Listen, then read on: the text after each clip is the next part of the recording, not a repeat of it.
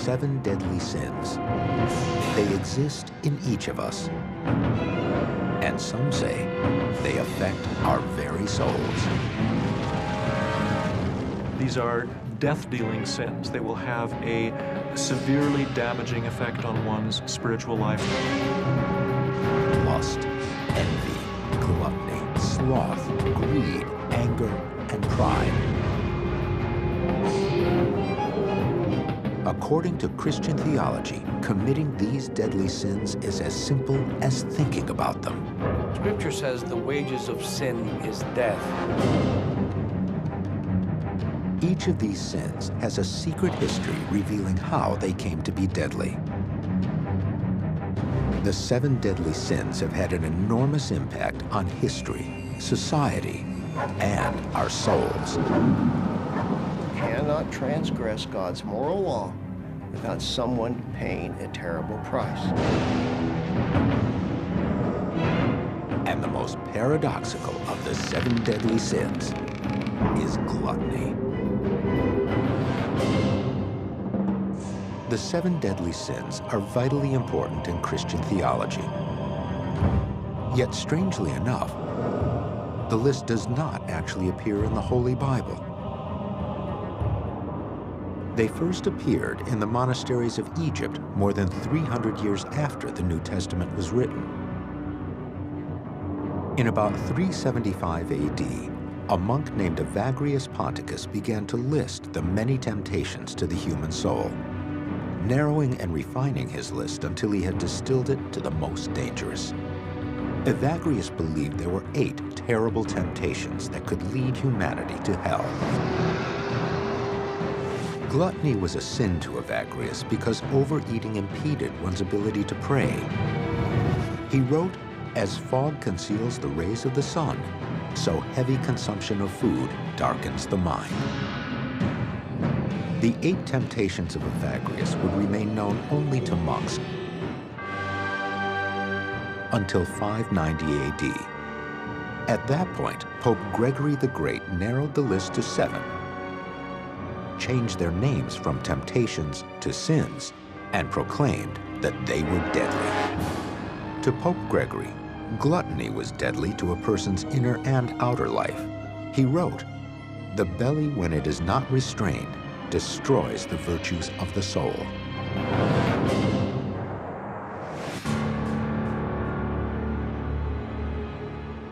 Gluttony is a distorted obsession, perverted obsession, where food is the object of our pleasure. People live to eat as opposed to eating to live. The origins of the sin of gluttony trace back much further than the Christian tradition.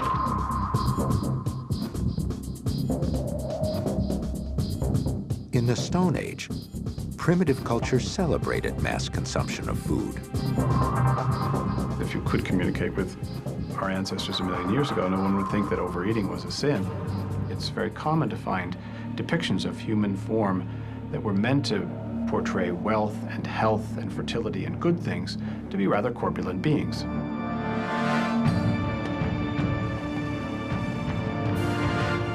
The sin of gluttony took root in the Greco-Roman tradition of vices and virtues. The classical Greeks worshipped a fit and toned body. At the same time, they also partook in pleasures of the palate. The expansion of the Roman Empire brought a variety of exotic and delectable foods to Rome. So the elite hosted lavish banquets where they dined with gusto. Popular myth claims these decadent feasts were interrupted by visits to a vomitorium, a place where one could vomit in order to make room for more food and spirits. In reality, a vomitorium was actually a passageway from an amphitheater.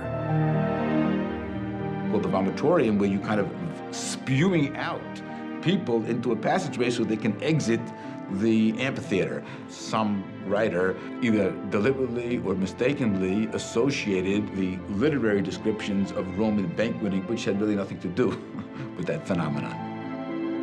While the translation may have been misinterpreted, ancient writers confirmed that Romans binged and purged.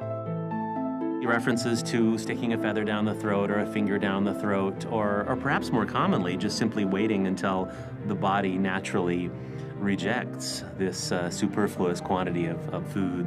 And once the partygoer, if you will, had vomited, then there were always slaves to clean it up and clean up the guy and sort of get him back into the game. He can drink some more. The Christians' view of the sin of gluttony was a visceral reaction to the hedonism of the Roman Empire. They believed Romans were serving up Satan on a silver platter. The Bible often warns against the evils of gluttony. According to scriptures, the devil used the sin of gluttony to try to lure Jesus into hell. Jesus, he fasted for 40 days and 40 nights in the desert, and then Satan came and tempted him. And the very first temptation was to gluttony. He said, turn these stones into bread, fill your belly. And Jesus said, no, not by bread alone does man live, but by every word that comes from the mouth of God. And so that idea of making a distinction between what goes in your mouth and what comes out to be very important. Christian tradition says that gluttony is a sin because it diverts attention from the righteous path. Gluttony is a sin against one's own body, one's own holy place of residence where God ought to dwell. And it's literally a death wish. God was supposed to be the focus of your attention. And if you spend all your time thinking about food, then you're ignoring God. The faithful believed gluttonous sinners will get their just desserts in the hereafter. If you are damned, eating is similarly involved because you are consumed by Satan. Enter hell through his mouth, and so where you end up, it's in Satan's guts. In the 5th century AD, philosopher and theologian St. Augustine preached abstinence in all of its forms. In fact, Augustine believed that enjoying any food at all was an offense against God. If you take this view of Augustine, that enjoying the pleasure of food is intrinsically sinful, then it's almost as if God has created a situation that you have to sin. You can't avoid it because it's almost impossible not to have the pleasure of eating.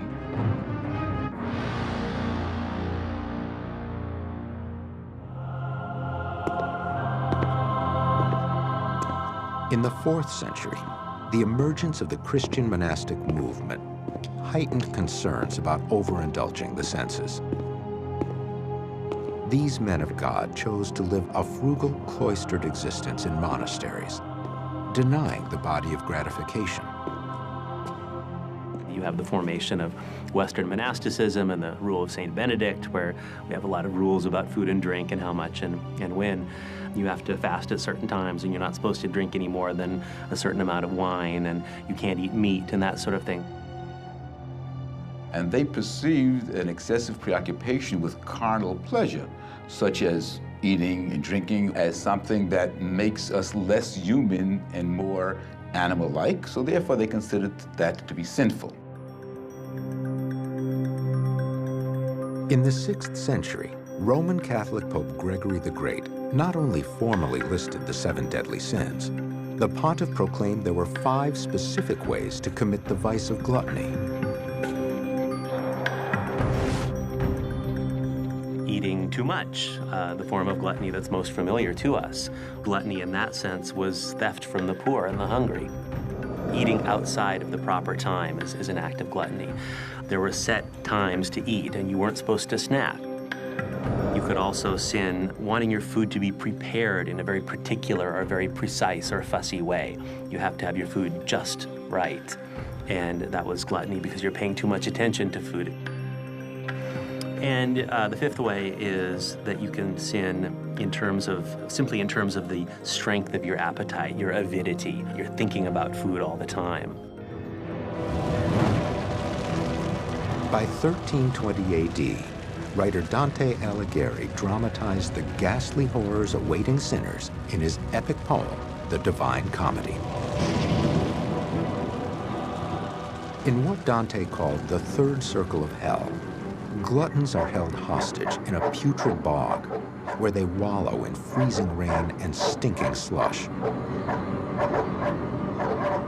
Cerberus, a three-headed canine, guards the sinners, who howl like caged dogs. The filthy, cruel weather symbolizes the waste that gluttons have made of themselves by their slovenly behavior. Gluttons are punished in the upper regions of hell.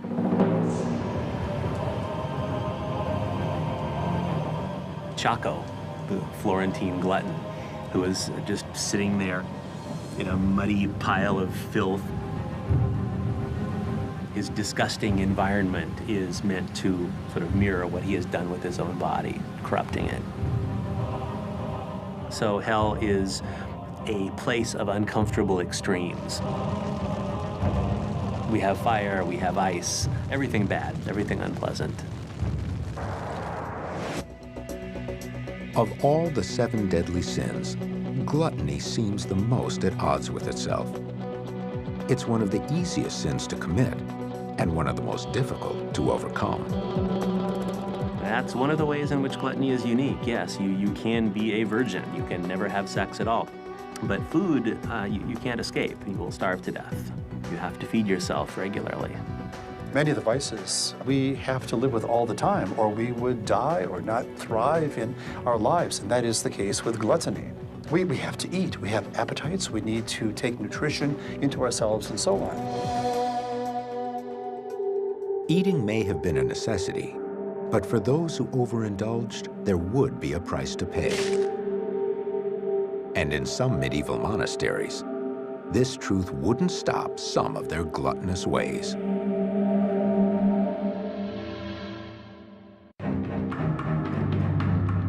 The 7 deadly sins have formed the backbone of much of Christian ethics for centuries.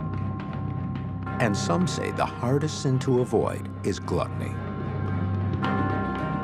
In the Middle Ages, orders of monks had strict rules about eating and drinking. While some monks feared Satan's death grip, others found ways to gorge without guilt. The rule said that you're not allowed to have, food or drink in excess of this amount in the monastery. A lot of monasteries in the later Middle Ages had a special room. It was called the Misericordium, which means mercy. And what they said was, this room here, that's not the monastery. It's like an embassy of the outside world. And so you go in through the door and suddenly you're not in the monastery anymore. So the monks would crowd in there and start going nuts and, eating and drinking. 13th century Italian friar Thomas Aquinas warned about succumbing to the sin of gluttony.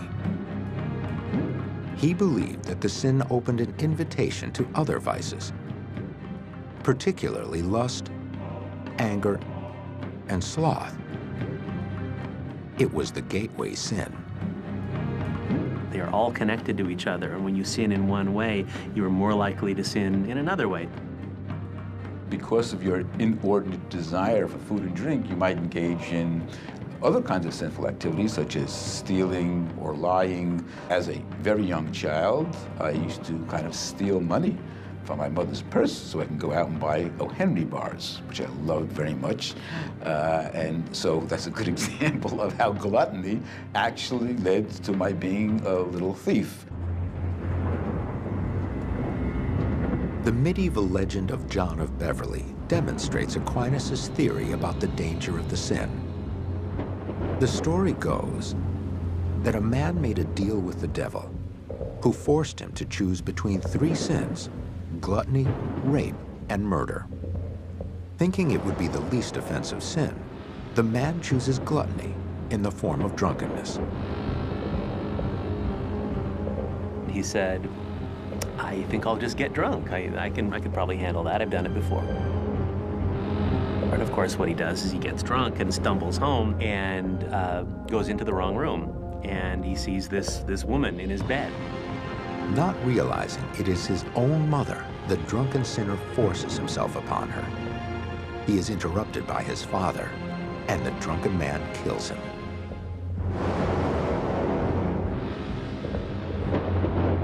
By choosing the lesser sin of gluttony, he has committed incest, rape, and murder.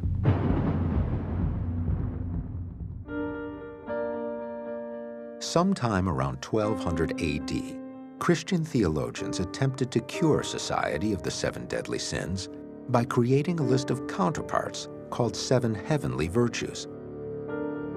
Temperance, the opposite of gluttony, meant practicing moderation and abstention. In an attempt to practice restraint, St. Francis of Assisi, the 13th century Roman Catholic friar, cooked up a clever recipe to curb his enthusiasm at the dinner table. He often sprinkled ashes over his food to deaden the taste. Unlike monks who stayed in the monastery and were never supposed to leave, friars went around the countryside, helping the poor, preaching against heresy, and people would often put them up because they say these are doing God's work. And they would be given a meal, of course, and often the meal would be more rich than the friars were accustomed to eat based on their rule. And Francis said, you got to eat it because it's rude. You can't say, no, I'm sorry, I'm too holy for the food. But what you can do is sprinkle ashes on it when nobody's looking so that you won't enjoy it. Some took temperance to the extreme. Saints Catherine of Siena, Clare of Assisi, and Veronica starved themselves for God. Today, social historians have called these saints holy anorexics. We know that starvation can sometimes bring on hallucinations, and so perhaps eating very, very little was part of their way of becoming closer to God in a mystical sort of way. But it was also a way to maintain control over their bodies. And this is characteristic of anorexia in its modern, non-religious sense. Their behavior is remarkably similar to modern women with eating disorders. In 1364, teenaged St. Catherine of Siena renounced the sin of gluttony by renouncing all food. She was reported to regularly use a twig to induce vomiting in order to make herself more pure. In the medieval world of St. Catherine, those who committed the sin of gluttony worried about the diabolical world of Satan. These fears were heightened by artists who filled their canvases with depictions of harsh punishments for sinning.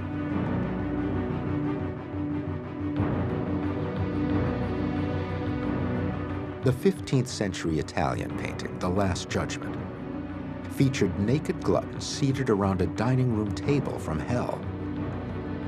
Behind them, demons restrain the fleshy sinners from eating. The whole point of putting statues and paintings and whatnot inside a church is to provide a sort of visual corollary or backup to what is read from the pulpit. And the priest is saying, don't be a glutton. It's very bad. You're going to burn in hell. If they look at the picture and say, that guy looks unhappy, his body is not very healthy, then perhaps I will avoid that. For those who could read, the tormented fate that awaited gluttons also permeated literature. Hundreds of devotional works provide something akin to a modern psychological self-help book. One way in which these medieval authors try to get us to have self-control is to depict the glutton in such a negative way that if, as I'm about to, gluttonize, if I can coin a verb, it will evoke the literary image, then that will act to inhibit my gluttonous behavior. While Christianity condemned gluttony, Judaism didn't formally acknowledge the sin. You're supposed to eat and rejoice before the Lord and thank Him. Also, you have in Judaism a whole series of blessings that you recite for different foods that you're going to consume. Now, if eating was kind of intrinsically evil or something, then you wouldn't have all of these blessings. Gluttony is only a sin in Judaism in as much as you're enslaved to your desire and you lose a sense of what's more important. If your gluttony involves taking that which ought to be given to other people, or prevents you from feeding others, or blinds you to others' needs, or enslaves you, then it's a sin.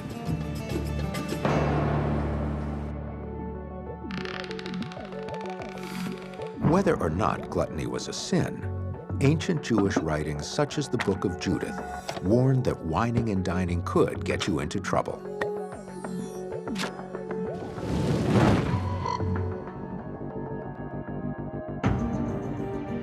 In the Book of Judith, an Assyrian king orders his general, Holofernes, to overthrow Israel.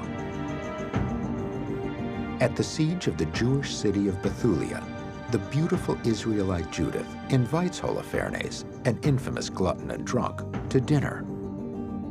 General Holofernes was going to destroy the city and put the population to the sword. And she essentially made him think that she wanted him, and he was all set to have a nice, intimate evening with her. And she encouraged him to drink so much that he got drunk, passed out, and she chopped his head off.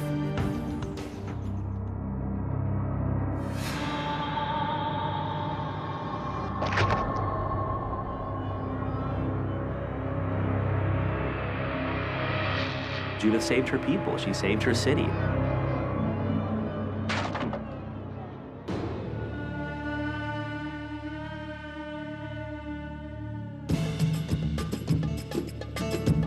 Islam also cautioned about the dangers of the sin of gluttony. Gluttony is a sin in Islam. The Quran clearly states, "Eat and drink, but do not exceed. Do not transgress bounds, do not waste. Excess in anything is ultimately considered a vice in Islam." Eat healthy is one of the commands in the Quran. In observance of Ramadan, Muslims cannot eat or drink from sunrise to sunset during an entire month. Islamic tradition mandates that we fast on occasion just to teach us self-restraint and self-discipline because it's good for us. So fasting is one of the mechanisms that's built into the Islamic tradition to teach us or to train us not to become gluttonous.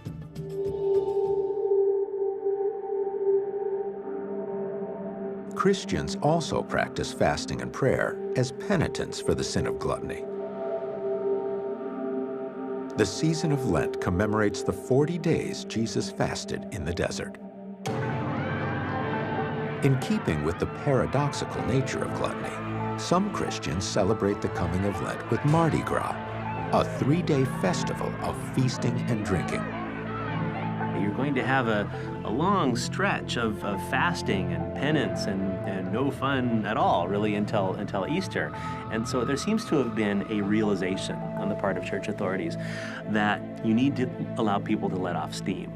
We like to cut loose every now and then, and people who are prevented from doing that sort of thing get pretty unhappy pretty quickly. When the Protestant Reformation spread throughout Europe in the 16th century, Lent was regarded as a Roman Catholic institution and as a target. Protestants found it politically useful to highlight Mardi Gras' gluttonous festivities and the fact that it's not an official Christian holiday.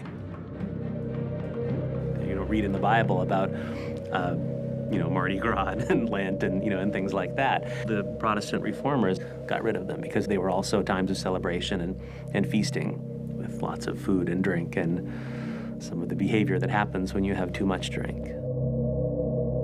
For centuries, much of daily life in Western Europe was governed by Christian doctrine. But as the Renaissance dawned, a decadent aristocracy would usher in an evolution in the sin of gluttony.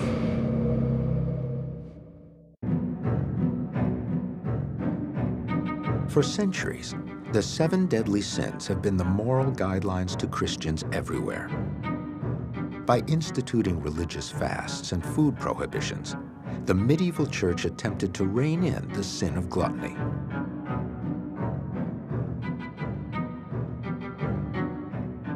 In the late Middle Ages and Renaissance periods, attitudes toward gluttony evolved as fine dining became a badge of pride and social status. With the aristocratic classes, it was very much tied in with their notion of honor. That is, behaving and living in a manner that is appropriate to their aristocratic status. So an aristocrat would dress in fine clothes and live in a fine house and eat fine foods. It was thought to look bad if he ate things that were considered only appropriate for peasants. And so an aristocrat would have to keep a fine table and serve the food on expensive implements and all that sort of thing. Many nobles dined themselves to death. When King John of England died in 1214, it was written his sickness was increased by his pernicious gluttony. In 1438, Edward IV died of uncertain causes, widely blamed on gluttony. My belief is that it was a bad diet.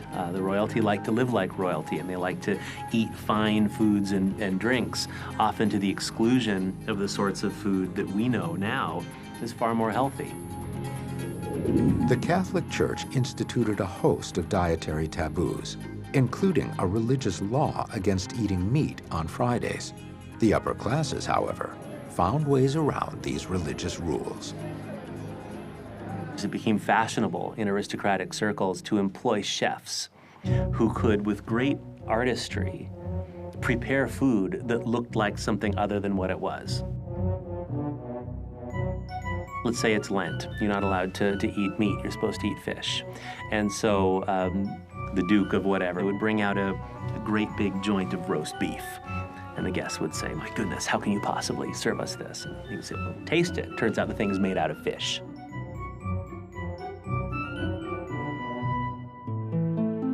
Louis XIV was one of the most notorious royal gluttons. It was said that his stomach was 3 times larger than an ordinary man's of his time. Louis XIV was a glutton because, of course, he was the King of France and he was expected to live like one. And so he was always serving the finest of foods.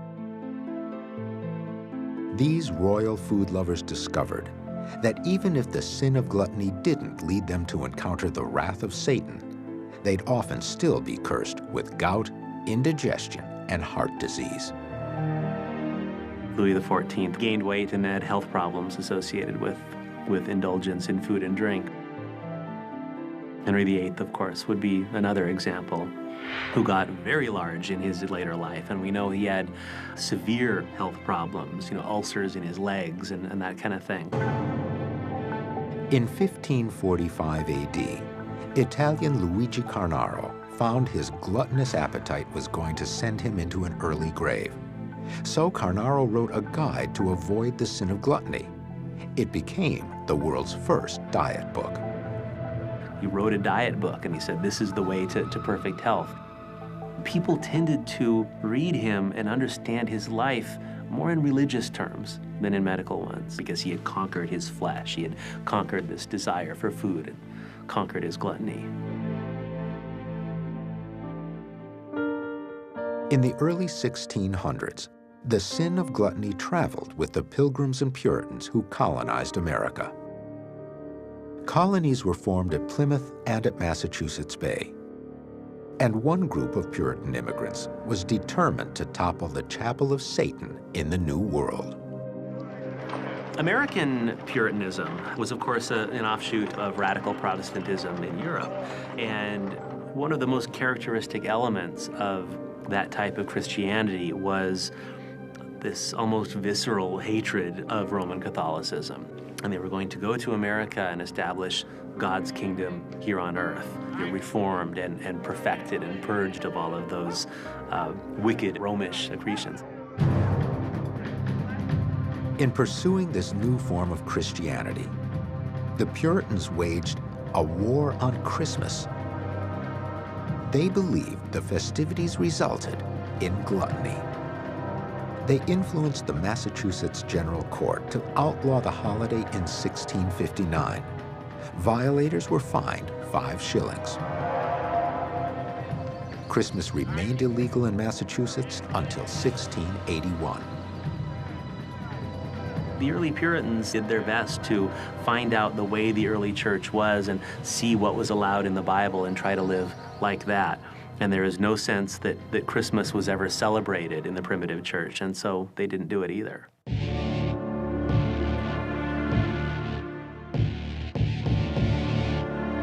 By the 19th century, gluttony became a societal concern in the U.S.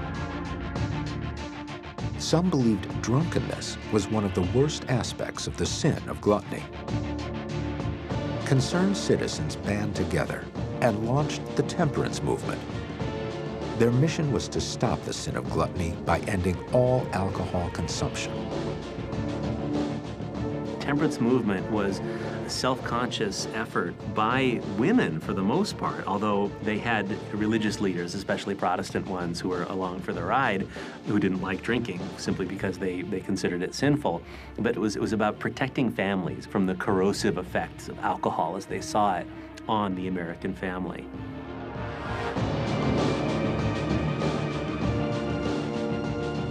The temperance movement helped to usher in prohibition, which made alcohol consumption illegal from 1920 to 1933. What started as a religious movement against the sin of gluttony more than 100 years earlier culminated in the 18th Amendment to the U.S. Constitution. You have this sort of perfect storm of religious leaders and angry housewives and a government that wanted to promote more industry and productivity in their workers. As well, get rid of drinking, we can accomplish all of these things. And that's the temperance movement, and that's prohibition. The prohibition law ultimately failed to stop gluttony and drunkenness. Look at it, Satan. When Jesus Christ was crucified on this cross, you lost. Some believed it was because the sin of gluttony had a more powerful satanic master, and they believed that some gluttons were possessed by the devil.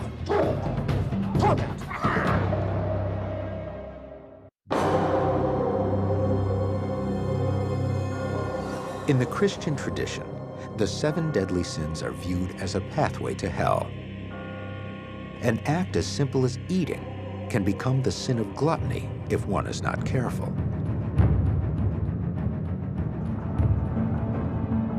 The demon of gluttony is Beelzebub, or the Lord of the Flies.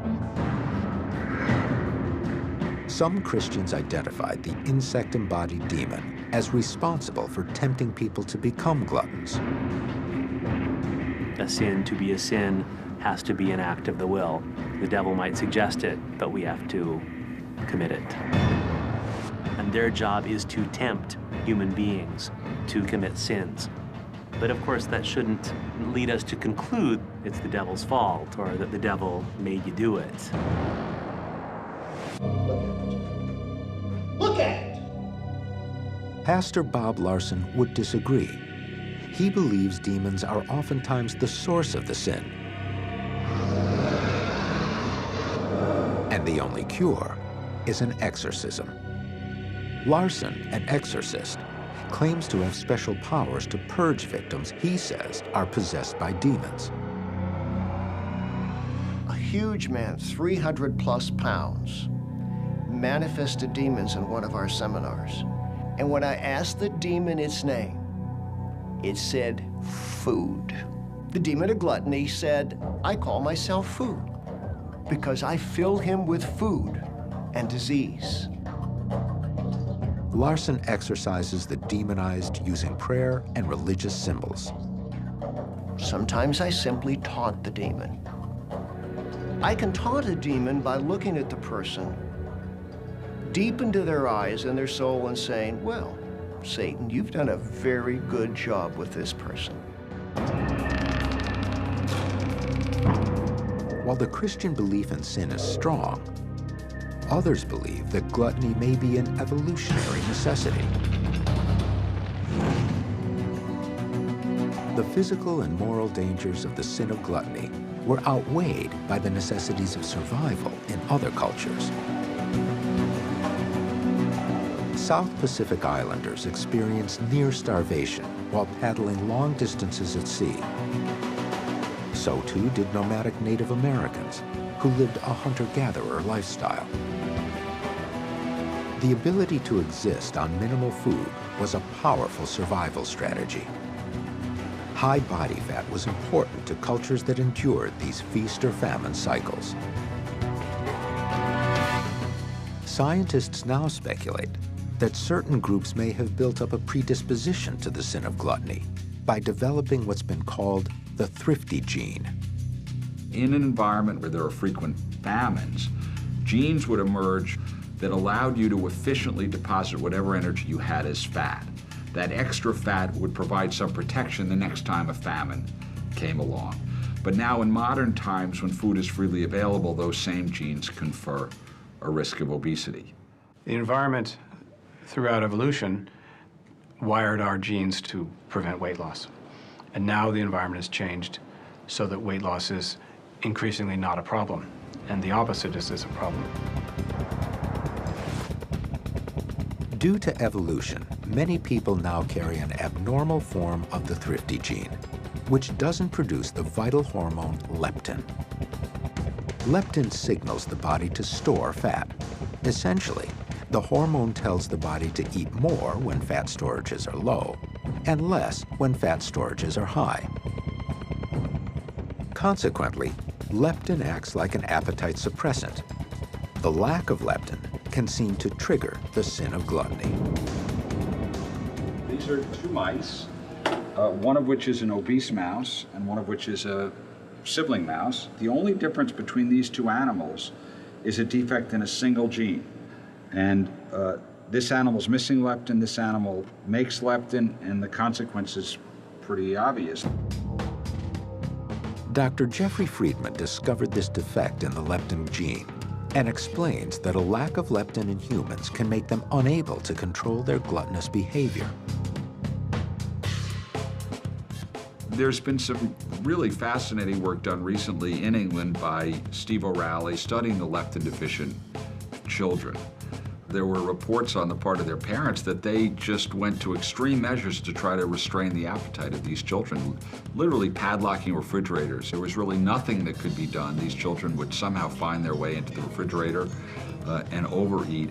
In this box is some dissolved leptin. The tubes has some fluid in it. Leptin is now produced in the laboratory to administer to those with the deficient hormone.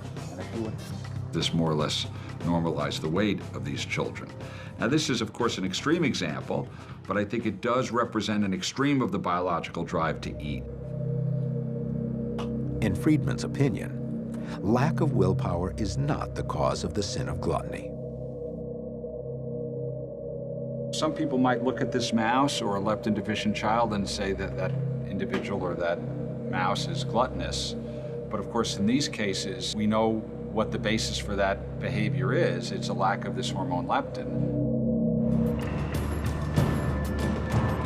By the 20th century, the evolution of the sin would get a boost as scientists looked directly at human brains committing the act of gluttony.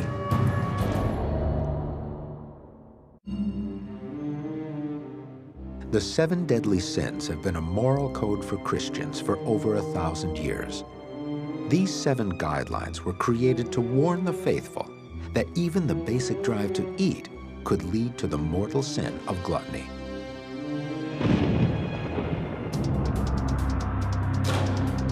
The 20th century ushered in a change in the perception of gluttony.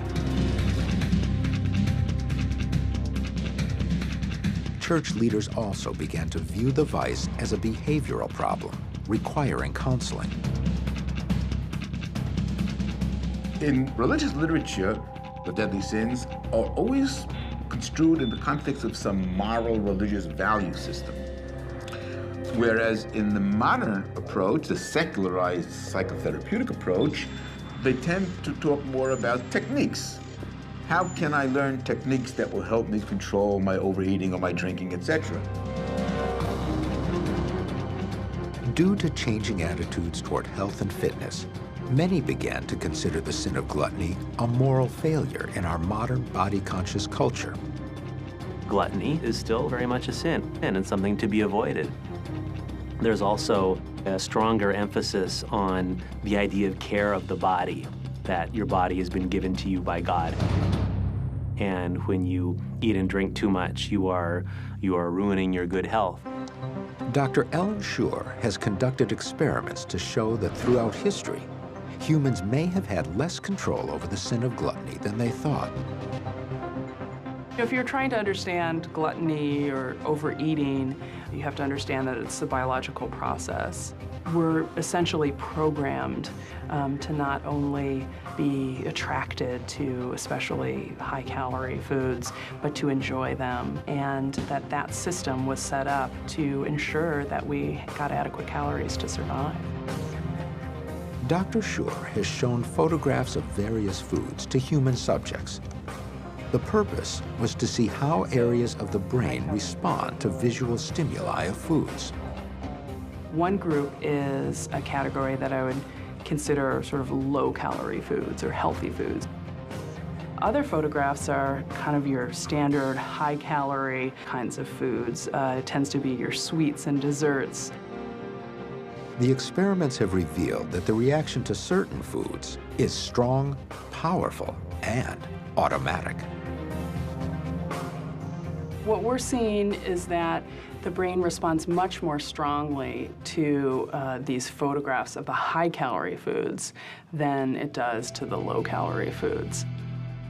In a sense, what we're doing is pitting your biological drive against your higher cognitive drive. And the question in the end is, which wins? For some, the centuries-old tradition of repressing the desire for the finest food and wine is dying out. Some in our society have embraced the drive for high caloric intake. Today, the gourmet is thought of as a refined person. We have the famous chefs, and we think that people who like finely prepared or rare, expensive food have an appetite that is sophisticated and to be emulated. So Gregory would say, no, that's gluttony there. Modern gluttons don't worry about a fiery afterlife, but rather a sort of hell on earth. The World Health Organization claims obesity is now a global epidemic affecting over 115 million people, and the sin of gluttony may be partially to blame. Although gluttony is not identical with obesity, not everybody who has such a preoccupation necessarily is obese. But there is a correlation, obviously, between excessive eating and obesity. Ironically, these same global organizations point to the opposite of gluttony, hunger. As 115 million people grow fat, 2 billion face starvation. Many of us live in the context of gluttony all around, not only with an ability to eat whatever we want in whatever quantities. We can see what that means to live so well, too well, in a world where there are so many other people who are impoverished. While gluttony remains one of the 7 deadly sins, our society is still deeply conflicted about the pleasures of the palate. But one thing seems clear: gluttony will always tempt humanity. Whether it comes from the bowels of hell or deep inside our own DNA.